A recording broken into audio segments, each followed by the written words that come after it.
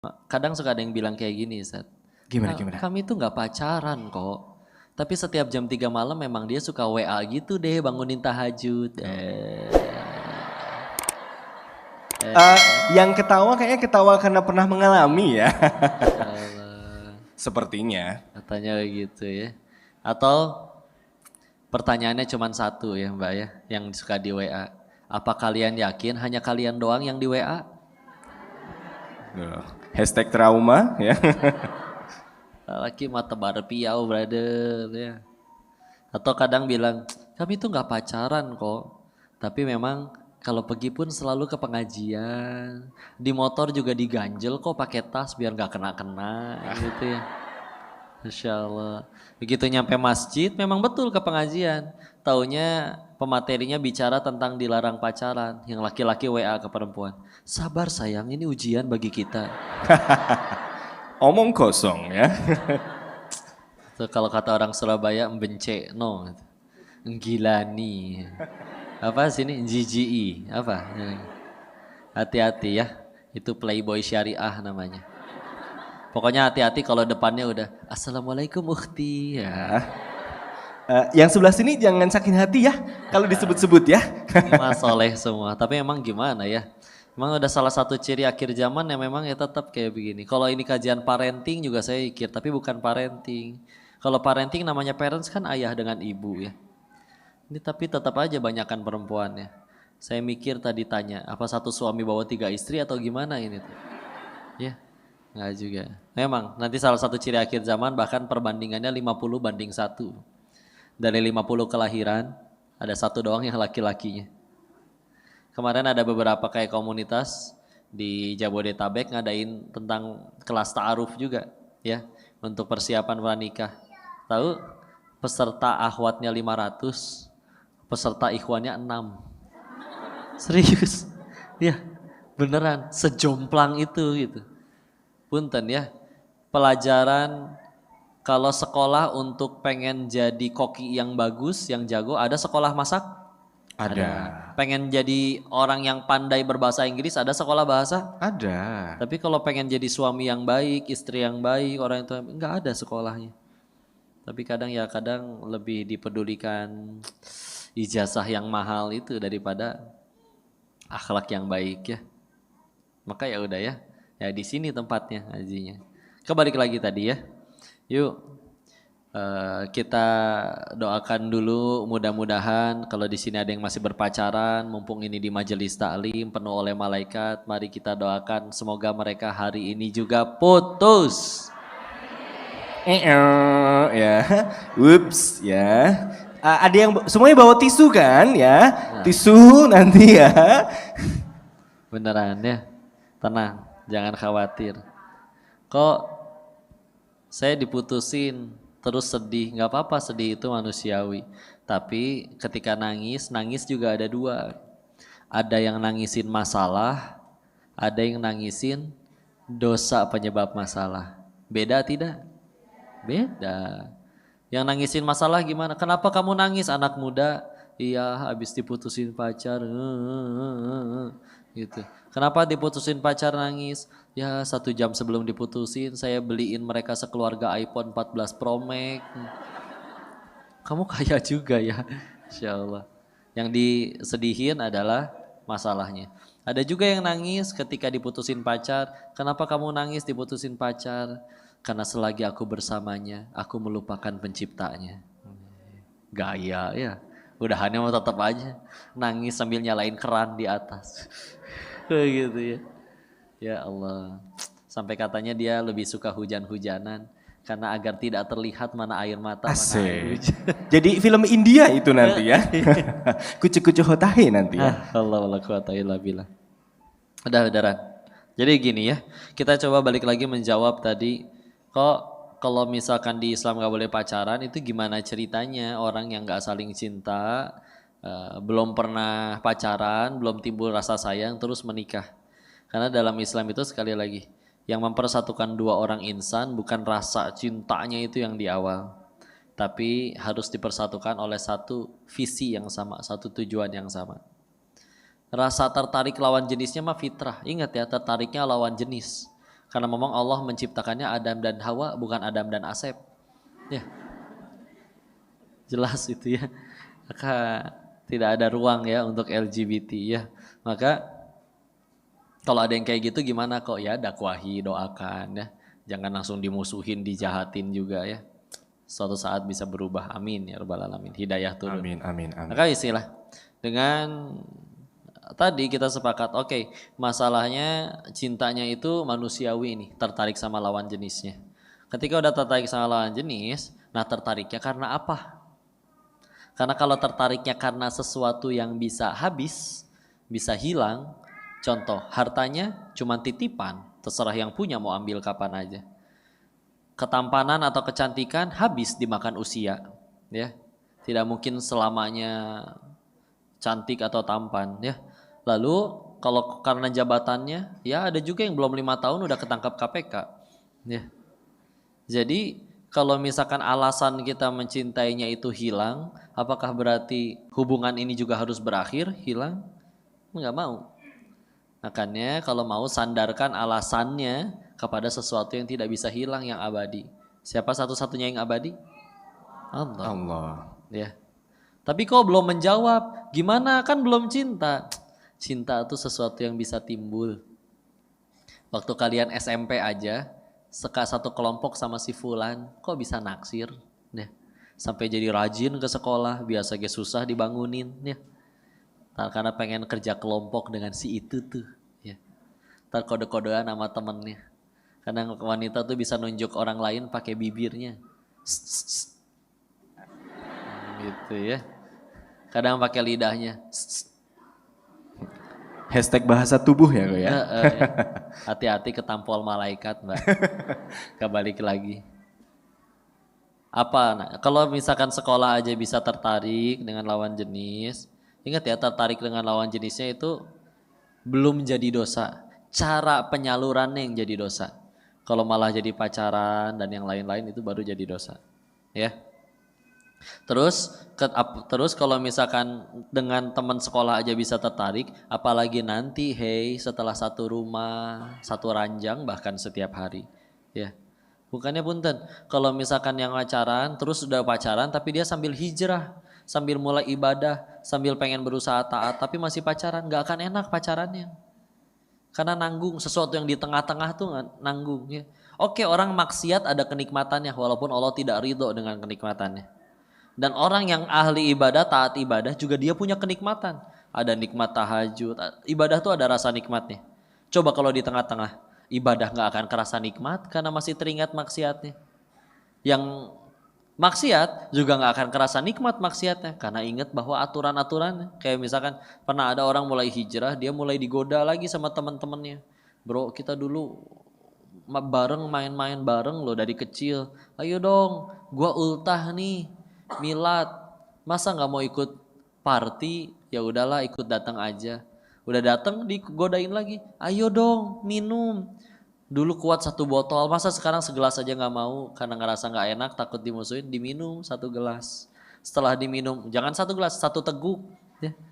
Setelah minum 1 teguk, yang lain pada joget-joget, dia bingung, pusing. Ya Allah, berapa tetes yang keteguk, berapa lama ini sholat saya tidak akan diterima. Malah stres tuh di tempat dugem. Ya. Besok-besoknya karena stres udah nggak ngerasa nikmat lagi, ya udah. Jadi nggak akan enak kalau di tengah-tengah itu. Tidak ada istilahnya STMJ, sholat terus maksiat jalan, nggak ada. CLBK atau cepat lari bau kentut. Maaf ya, ini informasi yang tidak penting. Ya. Tenang aja, nggak ada ya. Makanya, nah kalau misalkan sudah halal, pacaran setelah menikah itu ya, digombalin jadi pahala, coba belum halal. Nah, digombalin jadi dosa. Tahu nggak? Ada 3 kebohongan yang dibolehkan dalam Islam di hadis Nabi ini.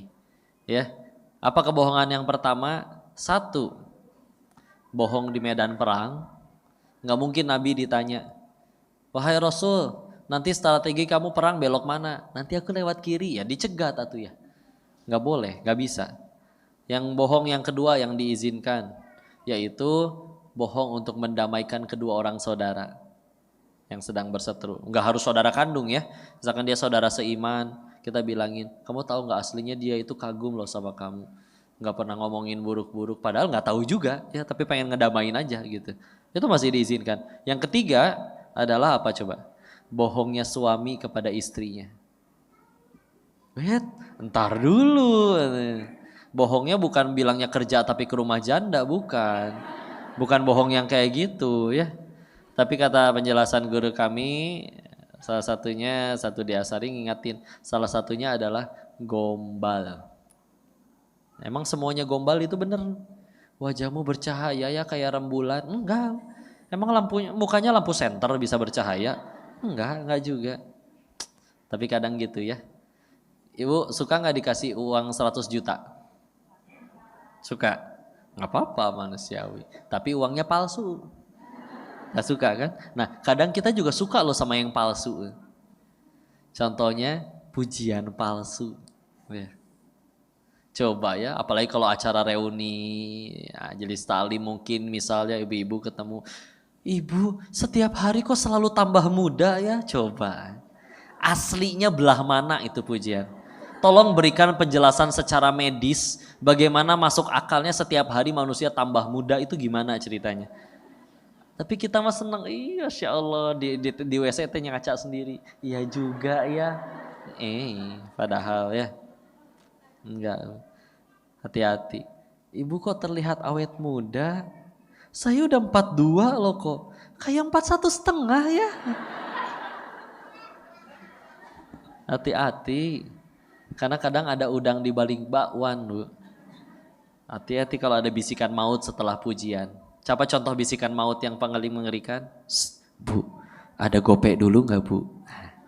Mau pinjam duit ternyata ya. Maaf ya. Tapi beneran. Berarti kok terus berarti gimana? Oke, apa yang mempersatukan orang yang tadi saling sayang? Ya tadi adalah karena tujuannya. Jadi gini Bu.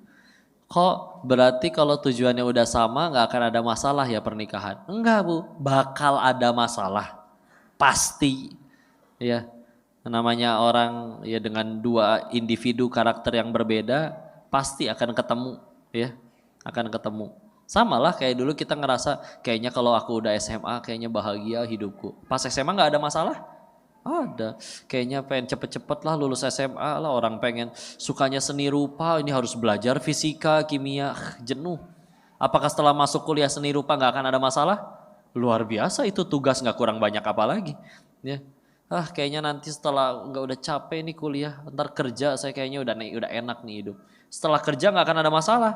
Aduh, ketemu teman kantor yang julid, yang lain-lain. Kayaknya saya baru bahagia nanti nih setelah menikah. Apa setelah menikah nggak ada masalah? Ada, tuh banyak katanya. Insya Allah. Curhat ya Bu ya? Bapaknya ada. Tapi tenang ya, yang penting jadi amal soleh. Tapi balik lagi, bukan berarti kalau udah satu tujuan tidak akan ada masalah. Ada. Tapi ibaratnya seperti ini. Ibarat mana perbandingannya? Misalkan gini lah ya. Satu dari Sleman, satu dari Jogja. Pengen sama-sama pergi ke Semarang, misal. Ya. Ketika udah sama-sama pergi ke Semarang, nyatulah dua orang ini. Satu dari Solo, satu dari Jogja. Mereka bersatu di angkot yang sama. Ketika udah masuk satu kendaraan yang sama menuju Semarang, apakah tidak akan ada masalah? Ada. Bensin habis, bannya kempes mungkin, apapun itu. Tapi ketika ada masalah, paling yang di dalam mobil, di dalam angkot ngobrol, angkot ini masih ke Semarang kan? Masih, ya udah ngapain saya turun dari angkot? Belum tentu dapat angkot yang baru, bisa jadi malah ketabrak. Ya. Jadi ngapain? Ketika tujuannya tahu dia sama, meskipun aduh ternyata di perjalanan AC-nya mati, ya bensinnya mau habis, ya udah. Selagi tujuannya sama dia ngapain pindah? Nah ini jauh lebih baik daripada misalkan dari awal memang tertarik satu sama lain. Ya Allah lihat kok hidungnya tipe aku banget kok kayak perosotan TK gitu ya. Giginya rapi kayak petugas paskibra gitu ya, rapi. Secara fisik sesuai tipenya banget. Tapi dari awal tujuannya beda. Yang satu pengen jadi hafiz Quran, yang satu pengen jadi selebgram. Sama aja kayak dari berangkat dari titik yang sama, tapi satu pengen ke Semarang, satu pengen ke Surabaya, jauh kemana-mana. Ya, maka apakah kita nyatu dulu di satu angkot terus di tengah jalan misah gitu? Kan nggak pengen kayak gitu pernikahan.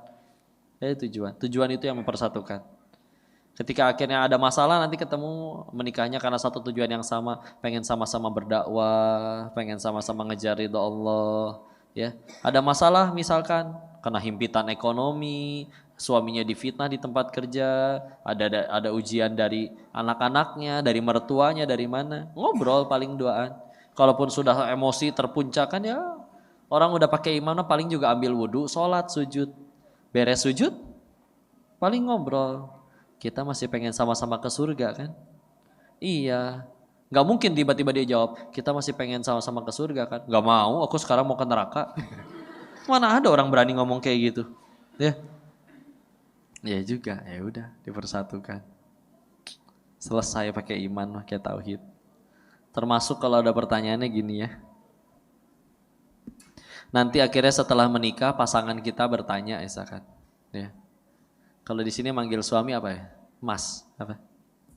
Manggil suami apa kalau di Jogja? Boleh dijawab, Bu? Mas. Mas. Oh belum punya, sabar Mbak, sabar. Innallaha ma'as-sabirin ya. Allah bersama orang-orang yang sabar. Kang Mas ya. Asik. Kang Goriko. Itu lagu itu Maya. Kang Mas, menyesal gak sih menikahi adik gitu? Jawabnya gimana? Jawabnya pakai tauhid ya. Jangan dijawab mikir aja sendiri gitu. Jangan dijawab gitu. Jawab pakai tauhid ya. Gimana kok jawab pakai tauhid? Aduh, sayangku, Masya Allah. Ketika aku ingin melengkapi separuh agamaku, aku meminta kepada pencipta kita. Ningkatin takwa, istiqoroh, meminta yang terbaik. Alhamdulillah tempat kita meminta itu Ia maha tahu. Ia tahu dari miliaran wanita yang mana yang paling tepat menggandeng tanganku ke surganya Allah. Ia juga tidak hanya maha tahu tapi maha baik. Tidak mungkin menjauhkan yang buruk. Tidak mungkin menjauhkan yang baik, tidak mungkin mendekatkan yang buruk. Ya, tidak mungkin. Atas kebaikan Allah. Maka ketika aku memohonnya kepada yang maha tahu dan maha baik. Lalu tiba-tiba engkau yang sekarang berada di rumah ini bersamaku. Kita menjalin mahligai rumah tangga. Sederhana. Karena berarti engkau adalah yang dipilih oleh yang maha tahu, yang maha baik. Asik gitu ya. Ternyata kata yang maha tahu dan maha baik. Engkaulah yang paling tepat menggandeng tanganku ke surganya Allah. Meskipun di tempat kerjaku ada si sekretaris itu, yang namanya ini, umurnya segini, rumahnya di sini. Loh kok tahu Mas? Misalkan ya. Misalkan meskipun di luar ada yang lebih muda, bahkan dia naksir kepada aku. Sederhana, kalau memang kata Allah dia yang terbaik, kenapa kamu yang berada di hadapanku? Sederhana, karena kamu dipilih oleh yang maha tahu dengan baik. Kalau memang itu yang terbaik, harusnya dia dong yang di hadapanku. Tapi enggak tuh, dia di sana, udah. Berarti kata yang maha tahu dan maha baik, bukan dia yang paling tepat menggandeng tanganku ke surganya Allah. Kita punya keinginan, tapi kata siapa keinginan kita itu yang paling baik buat kita. Ya, kalau mau jujur mah kita nggak kenal Bu sama diri sendiri. Ada yang tahu berapa jumlah giginya? Nggak pernah ngitung ya. Sama, ya. Apalagi nasib 5 tahun ke depan, ya jangankan 5 tahun lah, 1 jam lagi juga nggak tahu nasib kita. Terus ketika yang maha tahu menetapkan ketentuannya pada kita yang tidak tahu, terus kita sok tahu, selamat menderita. Ya Allah yang terbaik menurutku tuh dia. Ya. Kadang berdoanya, kadang maksa, ya Allah jadikan dia yang terbaik untukku ya Allah. Jika memang bukan dia ya Allah, kenapa gak dia aja ya Allah. Antara doa dan maksa ya. Nah maksa. Kadang ada yang saking pasrahnya malah kayak gini, kadang berdoa, ya Allah tahu kali, amin. Iya Allah mah maha tahu. Betul. Nah masa doanya begitu ya? Iya Allahnya maha tahu. Ya. Jangan ya, tenang aja. Ya. Dan ketika akhirnya nanti bersama, istilahlah, semuanya akan tetap menjadi berat, Kalau kita masih memandangnya dengan sudut pandang, mana hak, mana kewajiban. Ini kewajiban kamu dan ini adalah hakku. Ya, kok kamu tidak menjalankan kewajibanmu? Kok aku tidak menerima hakku? Sedangkan ya pasangan satu sama lain kita tidak sempurna, dia tidak sempurna. Ya, tapi kalau memandang dengan pandangan, wahai pasanganku, engkau adalah jalan dari Allah untuk bagiku tambah dekat ke surganya. Kebaikanmu muncul, aku syukuri engkau sedang jadi ladang pahala bagiku. Kekurangan kita muncul satu sama lain, bahkan itu menyakiti kita, membuat kita meneteskan air liur, air mata. Air mata, air mata, air mata. Iya, ngences berarti. Keburukanmu muncul, keburukanku muncul, membuat kita saling tersakiti. Itu sedang saling menggugurkan dosa-dosa kita. Kita tahu pengen ke surga, bisa jadi kita akan terhalang oleh dosa-dosa kita. Tahu-tahu dikirim, ada aja. Ya, di ladang itu mah. Ya, dia bisa jadi menjadi jalan, bisa jadi ada dosa kita yang belum bisa dihapuskan. Karena kalau mau jujur mungkin ibadah kita segitu-gitunya. Sholat lebih sering lupa rokaat. Ya. Udah gitu mungkin istighfarnya tidak khusyuk, jarang, sedekahnya kurang. Tapi kadang cita-cita gak nanggung. Aku mah nanti surganya pengen sebelahan sama Nabi. Tapi malaikat mungkin juga geleng-geleng, ini orang amalannya apa ya. Tapi Allah pengen ngabulin, gimana caranya? Dikasih fasilitas ya. Tahu-tahu ada yang mencaci, gugur dosa. Tahu-tahu ada masalah, gugur dosa. Jangan dikira disia-siakan itu. Setiap hujatan orang, mimik muka orang yang tidak mengenakan hati aja gugurin dosa kita. Nanti jalan ke depan kelingkingnya gak sengaja nyenggol batu. Kalau itu sakit, itu gugurin dosa. Gak ada yang sia-sia beneran demi Allah. Ya. Diselingkuhin bisa jadi ketika dia sabar, ketika dia mengembalikan semuanya kepada Allah, bisa jadi dia lebih mudah ke surga lebih mudah ke surga nanti daripada seorang istri yang tidak diselingkuhi. Walaupun gak perlu nyuruh suaminya selingkuh juga ya, mas selingkuhi. Jangan ya. Gak ada yang sia-sia beneran demi Allah. Ya. Setiap kali dia naro anduk di ranjang, ngambil gunting gak ditaruh lagi di tempatnya, ngambil baju gak diangkat atasnya dulu, buka laci gak ditutup lagi. Itu mah tabungan akhirat semua ya. Bismillah. Atau bisa jadi Allah pengen ngangkat derajat seseorang, tapi sama kayak tadi ibadah segitu-gitunya. Kita kalah dengan para imam besar, Imam Ahmad bin Hambal misal, dalam kitab Manaqibnya yang ditulis oleh putranya sendiri, Abdullah. Kan disebutkan sehari semalam sholatnya beliau itu minimal 300 rakaat. Kalau lagi sakit hanya 150 rakaat. Kalau lagi sakit 150 rakaat ya. Terus amalan kita nggak nyampe kayak gitu, tapi derajat pengen mulia. Tahu-tahu ada yang mencaci, sok weh tenang. Ya, nih ya survei ini renungan ya. Kita punya keinginan tidak? Punya. Yang tegas. Kita punya keinginan tidak? Punya. Allah punya keinginan tidak? Punya. Dari lahir sampai sekarang, jawab jujur. Kita lebih banyak ngejar keinginan Allah atau ngejar keinginan diri sendiri? Diri sendiri. Terus selama ini udah ngejar keinginan diri nih. Bahkan sebagian impiannya tercapai. Ada yang pengen kaya beneran kaya, ada yang pengen viral beneran viral. Apakah setelah tercapai pun dia langsung jadi manusia yang paling bahagia seutuhnya tanpa pernah sedih sekalipun? Enggak juga, pernah bete juga. Maka harus berapa kali sedih, patah hati dan kecewa lagi. Baru kita sadar bahwa bahagia itu ternyata bukan pada apa yang aku suka, tapi pada apa yang Allah suka. Ya. Nah, udahlah, mau ngejar keinginan siapa nih? Ya, keinginan diri enggak kenal kita sama diri sendiri. Ya, tenang aja, pasti baik, nggak ada yang sia-sia di sisi Allah. Saya kadang suka bercandain ya, karena kalau tidak nerima itu pasti akan berat dalam jalanin sesuatu. Seperti misalkan ibu-ibu tidak terima tambah gemuk, setiap kali foto tahan nafas, kan pasti tidak nyaman, betul? Sekalinya berhasil terlihat langsing, wajahnya berwarna biru, kurang oksigen. Ya. Butuh UGD ya Ustaz ya.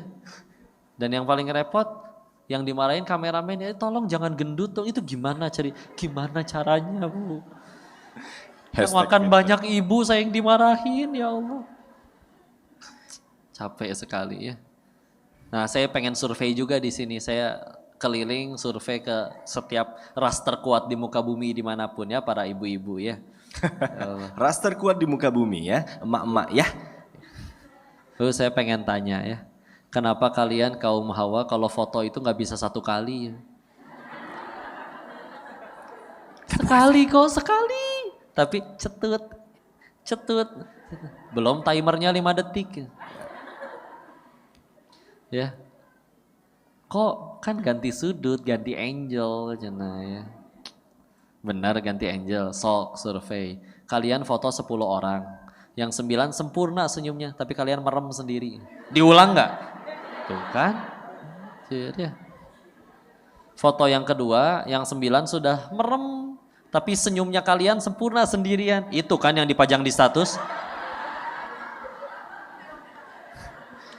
Nih, ini kalian pergi seharian nih ya, nanti ada yang foto-foto. Nyampe rumah pasti buka galeri kan, ngerapihin dong. Masa disimpan semua, memori cepat penuh.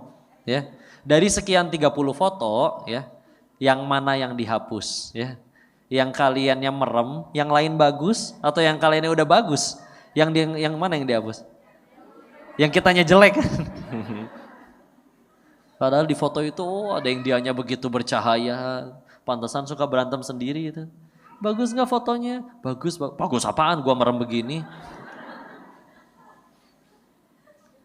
Kadang beres acara kayak gini tuh suka ngecek handphone di IG, pasti ada aja yang nge-tag. Tapi nggak sedikit yang di-tag ternyata yang pas sayanya lagi merem.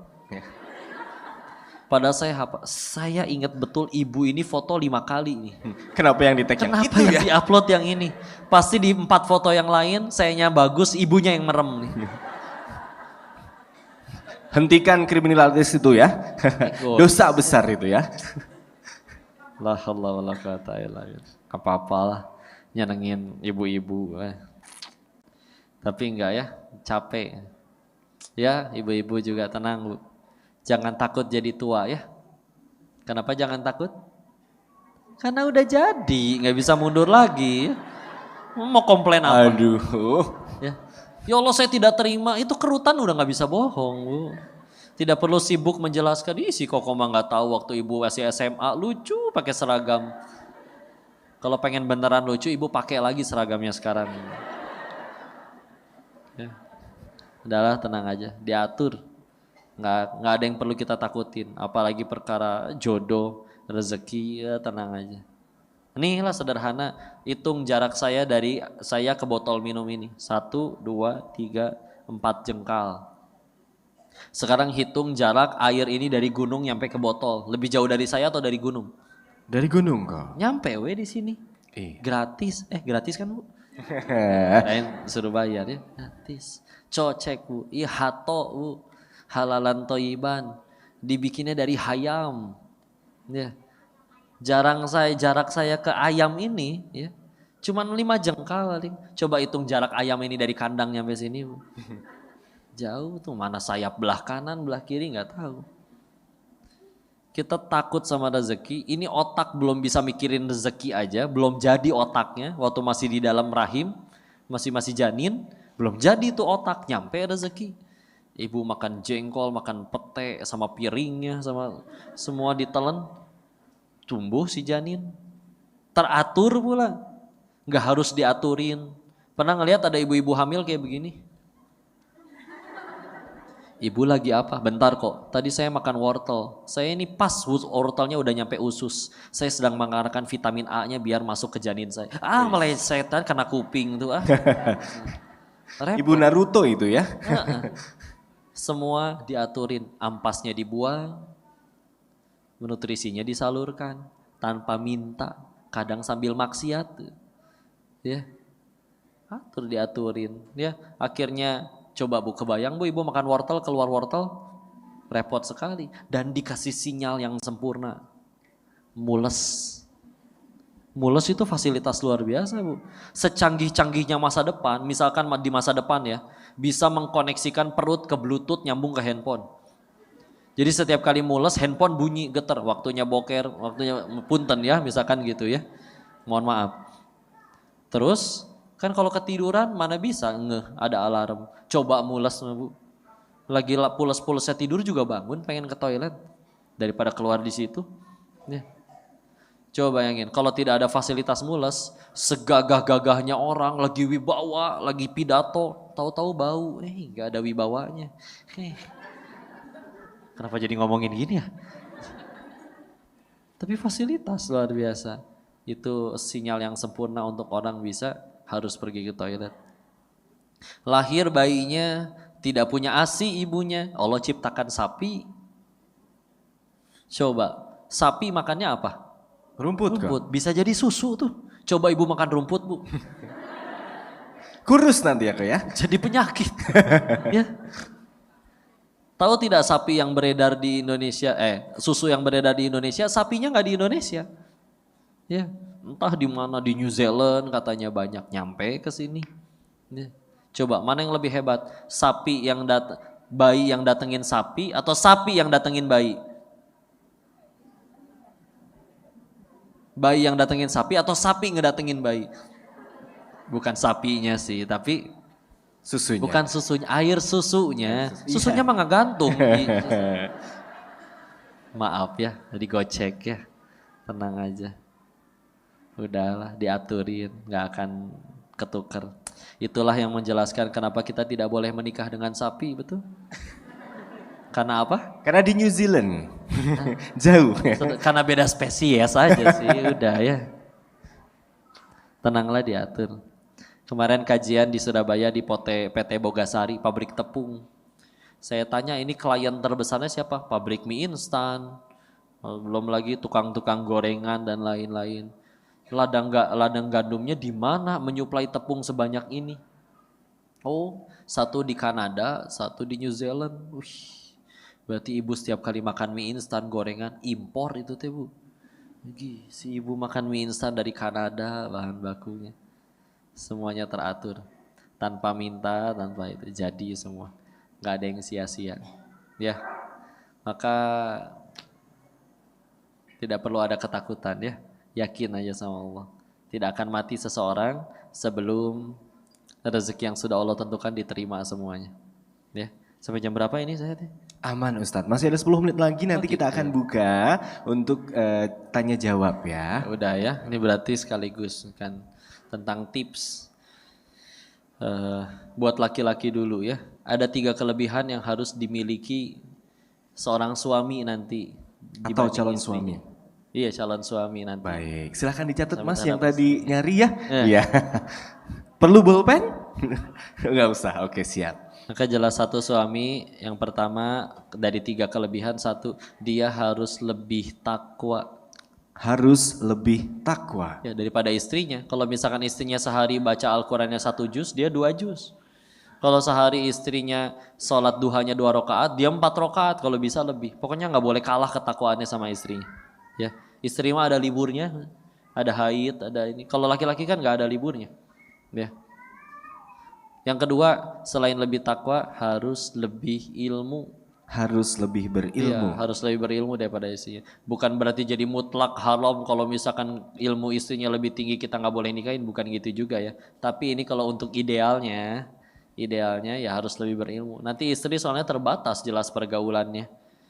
Karena harus perlu izin suami, pengen tanya, suaminya nggak ngerti, ya.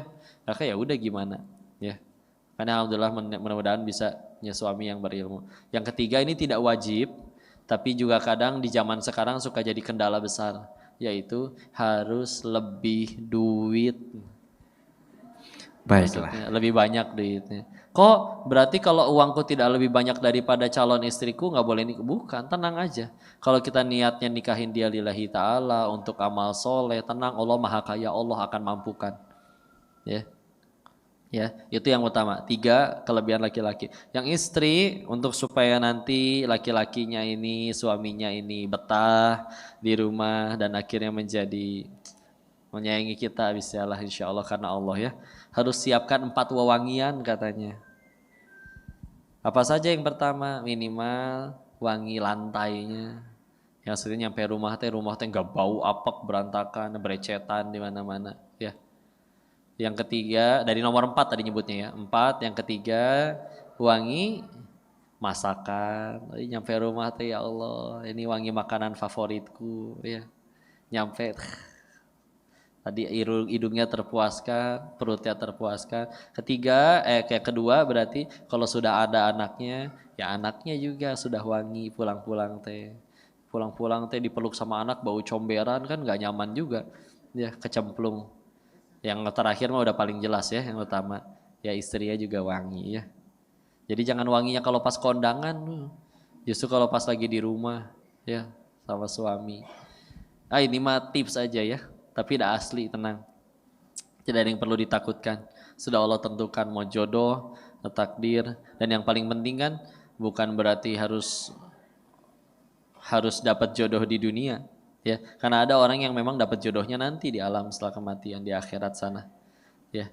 Yang pengen lebih baik kita tanyakan adalah kita nanti setelah wafatnya pengen kemana, ya. Kaisilah, jangan khawatir. Terlebih tadi kita udah bahas masalah rezeki juga ya. Yakin tidak akan mati seseorang sebelum rezeki yang sudah Allah tentukan waktu kita masih di alam rahim belum kita terima semuanya. Ingat kita dulu kan ketika waktu masih di alam rahim, setelah 40 hari sebagai nutfah setetes mani, 40 hari kemudian sebagai alaqah segumpal darah, 40 hari kemudian sebagai mudghah segumpal daging, 120 hari lalu ditiupkan ruh sekaligus ditentukan rezekinya. Baca hadis Arba'in nomor 4 yang hadis dari Abdullah bin Mas'ud radhiyallahu an. Maka salah satu yang membuat kita masih hidup tadi rezeki yang udah ditentuin hingga detik ini belum kita terima semua. Gak akan mati sebelum kita terima semua.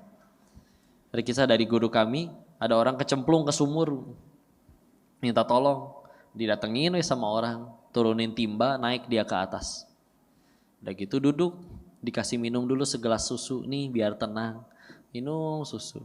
Begitu udah tenang ditanya kan, Bapak kenapa bisa jatuh? Diperagain sama dia. Saya juga nggak tahu ya, tadi saya cuma berdiri di sini nih, terus jatuh lagi. Ya. Tapi jatuh yang kedua meninggal. Maka apa kata guru kami waktu itu bercerita bahwa lihat orang itu masih punya rezeki 1 gelas susu lagi. Makanya udah nyampe di tempat matinya pun harus naik dulu tuh ke atas ngejemput sisa rezekinya baru dia boleh mati. Beneran tuh, gak akan mati. Kayak rezeki mah, gak usah takut. Ya. Dan penutup, ingat rezeki manusia cuma 3. 1, yang dimakan jadi kotoran. 2, yang dikenakan lalu menjadi usang. 3, yang diinfakkan di jalan Allah. Ulangi, 1, yang dimakan menjadi kotoran. 2, yang dikenakan menjadi usang. 3, yang diinfakkan di jalan Allah. Ini Bun boleh buat saya nggak ini hatonya? Boleh ya? Boleh. Berarti ini punya saya, awas kalau minta ya. Nah ternyata di jalan tumpah dimakanin kucing. Berarti ini adalah saya hanya diutus oleh Allah menyalurkan rezekinya kepada hamba Allah yang lain. Sebelum lewat sini belum jadi rezeki saya. Nggak usah gitulah. Ibu cek saldo masing-masing di handphone silakan. Saldonya atas nama siapa? Diri sendiri kan? Habis ngelihat saldo, kadang ada orang bisa bahagia ngeliatin saldonya doang. Tapi kadang bisa sedih ngelihat saldo sendiri. Gitu ya. Saldo, terus tahu-tahu anaknya nelpon. Bu, Ade belajar nyetir nabrak. Hah? Terus gimana Ade? Harus gantiin Bu. Berapa gantiinnya? Nah insya Allah Ibu ada tabungan 4 miliar Bu. Hah? Mahal amat. Kamu nabrak apa? BMW 4 tuh. Milih-milih atuh deh kalau nabrak. Ya namanya cilaka ya. 1, ternyata bukan rezeki si ibu, tapi rezeki bengkel. Ya.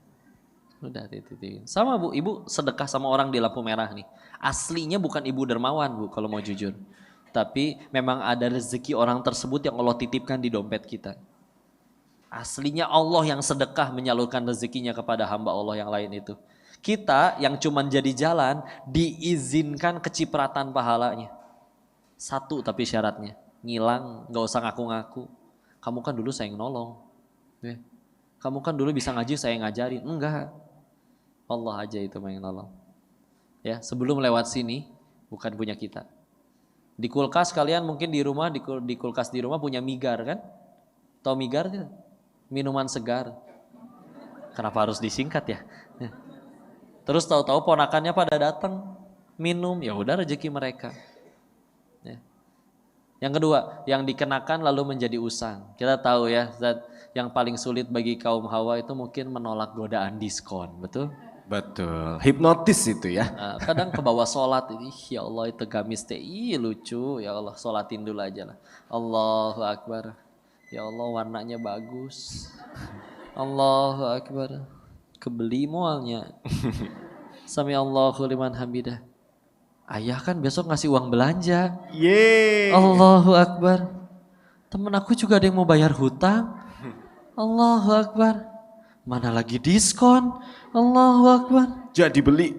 Tapi diskonnya cuma hari ini. Allahu Akbar. Habis ini kan harus kalian jemput anak. Pasti kebeli ini. Astagfirullahaladzim. Astagfirullahaladzim. Assalamualaikum, assalamualaikum, assalamualaikum, assalamualaikum, assalamualaikum, assalamualaikum, assalamualaikum, assalamualaikum, assalamualaikum, assalamualaikum. Kayak ada yang salah ya. Ada yang salah. Ada yang salah sepertinya ya. Keterima gak Bu sholat kayak gitu? Makanya kok biar khusyuk kita harus beli dulu. Bisaan ya ngomongnya. Betul sih. Betul. Jadi coba misalkan ya. Akhirnya kebeli Bu.